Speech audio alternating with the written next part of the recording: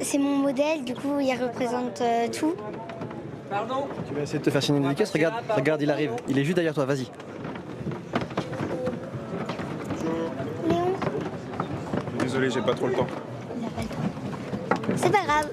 Manuel Bompard a interpellé le Premier ministre à l'Assemblée nationale ce mardi lors des questions au gouvernement. Il y a les opinions autorisées, les vôtres et celles de vos nouveaux amis d'extrême droite. Et il y a les autres, celles qui conduisent devant les tribunaux. En réaction à la convocation de Mathilde Panot et Rima Hassan, le député LFI a vivement critiqué une circulaire du garde des Sceaux qui dévoile l'antiterrorisme pour museler les voix de l'opposition. C'est donc Éric Dupond-Moretti qui lui a répondu directement. Vous parlez d'instrumentalisation de la justice. C'est votre groupe qui a déposé contre moi une plainte scandaleuse pour un acte administratif. Vos amis à vous, ce sont les mollahs, monsieur Bompard. Vous devriez avoir honte. S'attaquer à moi, ça passe, mais pas touche à mon bébé. C'est en substance le coup de gueule qu'a passé ce mercredi Anne Hidalgo en Conseil de Paris. Je vais m'excuser, mais en fait, on est des Kaira. Et quand on joue comme des Kaira, ben voilà ce qui se passe. Habituée au Hidalgo bashing, la maire de Paris s'est emportée contre la critique ininterrompue des JO de Paris 2024. Ras-le-bol du bashing des jeux, quoi. Arrêtez, mais ras-le-bol à tous ces peines à jouir qui n'ont pas du tout envie qu'on puisse célébrer quelque chose ensemble. Comme plusieurs élus, la France insoumise, Rima Hassan, en 7e position sur la liste pour les élections européennes, était présente en soutien aux manifestants à Sciences Po. Il y a un tweet de Rima Hassan, venez à Sciences Po, l'heure est au soulèvement. Vous savez comment on traduit soulèvement en arabe? On traduit ça intifada. La militante franco-palestinienne avait appelé au soulèvement, ce lundi matin sur le plateau de France 2. Rima Hassan, qui est franco-palestinienne, n'a pas utilisé ce mot complètement au hasard. Oh, franchement, madame, s'il vous plaît. Est-ce qu'il y a une forme de cynisme dans vos tweets? Non, ni l'un ni l'autre, madame. Parce que là, vous voyez, c'est pas une question que vous êtes en train de me poser. Parce que moi, c'est comme si je vous dis, est-ce que votre question, elle est malhonnête ou est-ce qu'elle est ignoble? Ciblée sur les réseaux sociaux. Ce lundi 20 mai 2024, Nelly Daynac, journaliste à CNews, est revenue dans l'heure des pros pour informer sur la situation en Nouvelle-Calédonie, île au cœur de tensions et d'émeutes et sur laquelle elle a grandi. L'apaisement ne peut pas être le retour en arrière. L'apaisement ne peut pas être de ne pas respecter l'expression populaire qui s'est déjà jouée. Elle s'était rendue sur le plateau pour raconter son enfance sur l'île et décrire avec une certaine émotion la situation sur place. Je suis pas... j'ai pas participé d'un système ou quoi que ce soit, mais bon, le simple fait d'être née blanche en Nouvelle-Calédonie fait de moi une coupable. Voilà, on en est là aujourd'hui. Je me suis fait traiter de suprémaciste blanche. Mais c'est pourquoi... Je ne sais quoi, en fait. Ce mardi 14 mai, la commission d'enquête de l'Assemblée nationale sur l'attribution des fréquences de la TNT publiait son rapport. Un rapport rédigé par le député LFI Aurélien Saint-Toul, qui a bien failli ne pas être rendu public. J'ai l'impression de mettre les pieds dans un poignet de crabe, là, parce que c'était pas beau. Une actualité sur laquelle Cyril Hanouna, qui avait été auditionné par les députés dans le cadre de cette enquête, n'a pas manqué de revenir dans « Touche pas à mon poste ». Alors, il a aussi proposé de faire payer une redevance aux chaînes pour l'occupation des fréquences télé. N'importe quoi, encore une ineptie totale. C'est fou de parler de choses dont on ne connaît rien. Non mais c'est fou, c'est ça qui me rend le plus fou, moi, c'est de parler de choses dont je l'ai vu à la commission, il ne connaît rien à rien de la télé, il comprend rien à rien. Et il veut donner son avis. Le ton est rapidement monté entre les deux invités aux idées diamétralement opposées.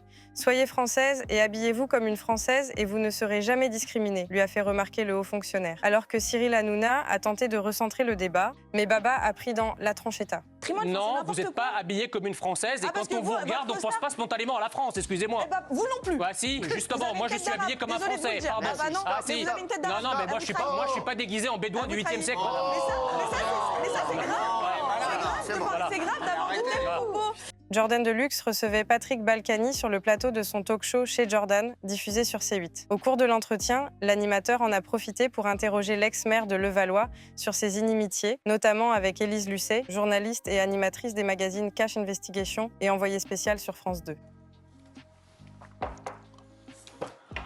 C'est une épouvantable bonne femme. Mais moi j'adore Élise Lucet, je la trouve géniale. C'est une épouvantable bonne femme. Parce qu'elle a été vous embêter sur du standard. Qui se croit tout permis, le journalisme, c'est pas ça. Dans la nuit de vendredi à samedi, 2 couples d'amis ont été passés à tabac dans le Vieux-Nice pour n'avoir fait que répondre à des insultes sexistes. Pour avoir tenté de prêter assistance à l'un d'eux, une infirmière de 19 ans a quant à elle reçu un coup de pied dans le visage. La raison ? Des jupes jugées très courtes. Les Français commencent à en avoir marre. Franchement, on commence à en avoir ras-le-bol. De ces étrangers qui viennent en France, qui font la loi, qui frappent. Alors si c'est vrai, c'est ce qui nous dit qu'ils sont multirécidivistes en plus, mais il faut même plus les laisser rentrer en France, ces gens-là. Ils devraient même pas être là. LCI a organisé une soirée politique dirigée par David Pujadas avec les principales têtes de liste françaises pour les élections européennes. Parmi eux, Léon Desfontaines, tête de liste du Parti communiste français. Alors, l'épouvantail, hop là, va te laver les mains. Ça va pas. S'est lancé dans une série d'attaques pour décrédibiliser Jordan Bardella, présenté nettement en haut des sondages de ce scrutin européen. Monsieur Bardella, je ne vous ai pas coupé. Écoutez, je ne sais pas qui vous a élevé. Je ne sais pas qui vous a élevé. Moi, j'étais bien élevé. On laisse finir les phrases quand quelqu'un a commencé. On est en Bardella. 2024. Vous avez beaucoup d'avance. Le respect, vous connaissez? Vous êtes communiste, monsieur. Ne me donnez pas des leçons d'économie, s'il vous plaît. Ok, au 117. Ok, au 117.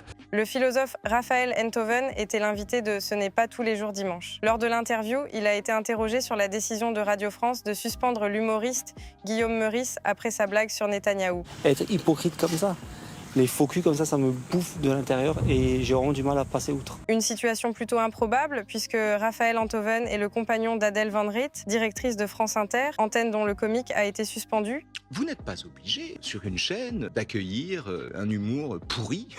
Vous n'êtes pas obligé d'accueillir un humour... La particularité de Guillaume Meurice, c'est qu'il n'a vraiment pas de talent et qu'il le remplace par une forme d'insolence qui lui permet de faire pousser des cris d'indignation plutôt que des éclats de rire, si vous voulez. Mais bon, il n'y avait pas lieu de le virer. Le site d'information Arrêt sur Image a dénoncé vendredi le harcèlement raciste visant sa journaliste Nassira El Moadem après qu'elle a qualifié la France de pays de racistes dégénérés, suite à l'interdiction par la Fédération française de football du port de casque et de collants. Ouais. Elle est sur le service public de l'audiovisuel, elle est journaliste sur France Inter, elle est payée chaque année par l'argent des Français. C'est intolérable qu'elle traite notre pays, notre peuple, de raciste. Voilà. Donc si elle n'est pas contente, elle se casse. Le journaliste Tristan Valex a organisé un débat entre l'écologiste Sandrine Rousseau et le climato-sceptique Christian Gérondeau, qui se présente en climato-réaliste. S'il te plaît, Jordan, on y va. Maintenant. Agacée de voir les contradictions dans le discours de son interlocuteur, la députée d'Europe Écologie a mouché son débatteur.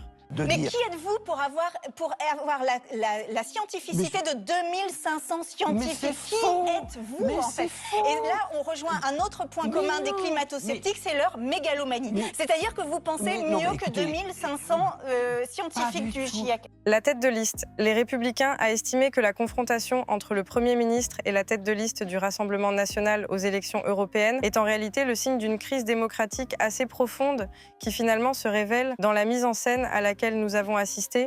C'est très sympathique de nous inviter à commenter le débat. C'est l'expression que vous avez... Je vous ai proposé de le faire, vous avez accepté de le faire. Je pense que vous avez dit ce que vous aviez à dire. Est-ce que maintenant, ça vous intéresse de parler de votre projet ou pas? On va en parler. Parce que c'est maintenant le happening permanent, votre campagne. Non, pas du tout. Donc là, vous êtes venu faire un happening. Très bien, c'est fait, on a compris. La dernière saison de l'émission Danse avec les stars a fait énormément parler d'elle. Un conflit a opposé la chanteuse Natacha Saint-Pierre à l'humoriste Inès Reg. Invitée dans l'émission Quelle époque, Christina Cordula, qui a participé au programme cette année, a livré son point de vue sur cette affaire. Qu'est-ce qui s'est passé? Excusez-moi, guys. Vous avez lu la presse, tout le monde a passé leur temps à parler de ça, donc je ne suis pas là à parler de ça. Ce que je trouve déplorable, c'est l'ampleur que la presse a pris de quelque chose tellement minime et ridicule. Depuis l'arrivée de la flamme olympique en France le 8 mai dernier à Marseille, de nombreuses personnalités se sont relayées afin de porter la précieuse torche. Qu'est-ce que ça vous fait de voir la flamme là à l'instant? Ouais, ça fait du bien. J'ai pas trop de choses à dire. Estelle Denis a poussé un véritable coup de gueule contre les personnalités choisies pour porter la flamme olympique, mais qui ne s'intéressent pas au sport par ailleurs. Quand vous faites du sport, quand vous êtes bon en sport mais pas bon en maths, on vous méprise. On méprise les profs de sport, etc. Mais là, comme par hasard, quand il s'agit de porter la flamme et de faire sa propre pub sur les réseaux sociaux, parce que, excusez-moi, hein, les people qui portent la flamme qu'on n'a jamais vu en survêtement et qui sont là à se glorifier parce qu'ils portent la flamme, tout ça pour faire leur com personnel, ben moi, ça me gêne. La drag queen Mini Majesté a été sélectionnée pour figurer parmi les 11 000 porteuses et porteurs de la flamme olympique. Eh ouais, c'est qui le bonhomme, c'est tout. Hein. Aussitôt, elle est devenue la cible de nombreux propos homophobes et transphobes. France, réveille-toi, a-t-on pu lire sur le net. Particulièrement vulgaire, a ajouté Marion Maréchal. Vous avez vu cette histoire? Un migrant ivoirien a été choisi pour porter la flamme olympique. Ah non, mais c'est sans arrêt des décisions wokistes, c'est-à-dire que c'est tout pour le symbole. Il y a eu une drag queen, bon, c'est très bien, mais c'est une infime minorité de la population. Il y a eu une star d'Internet qui a été accusée de harcèlement sexuel. Maintenant, ils mettent un migrant.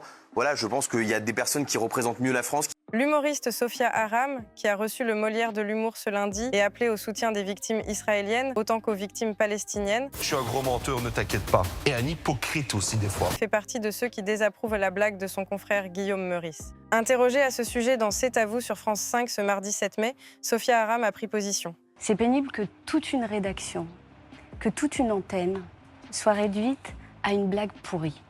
Parce que c'est ça qui est en train de se passer, c'est ça qu'on est en train de vivre. Quand je dis qu'on est chez les fous, on est vraiment chez les fous.